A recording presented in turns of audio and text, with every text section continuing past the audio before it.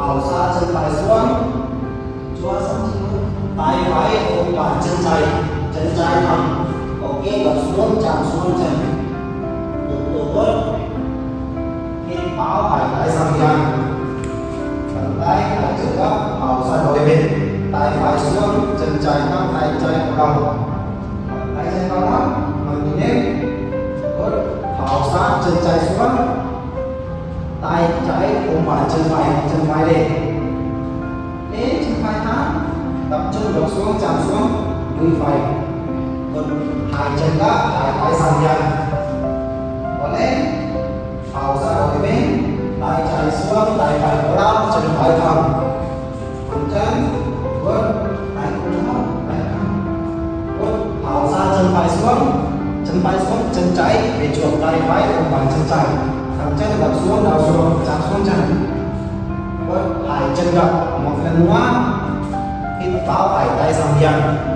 Phần tay phải xuống, tay trái vào đó. Chân trái thẳng lên xuống 1, 2, 3, 4, 5. Gập chân trái sau, tay trái ôm bàn chân trái. Chân sau đi lên, tập trung. 1, 2, 3, 4, nằm chân trái xuống, thẳng chân xuống, tay trái ôm bàn chân phải để chuột, thẳng chân gập xuống, đào xuống, chạm xuống chân, từ từ vào lên, 1, chạm xuống chân, 2, đào xuống, 3, 4, nằm hào xa hai chân gấp, hai tay sang dàn, thẳng tay hào xa vào cái bên. Tay trái xuống, tay phải cổ đau, chân phải lên. Dừng 1, 2, 3, 4, nằm gập chân phải sau tay phải ôm bàn chân phải, chân sau đi lên.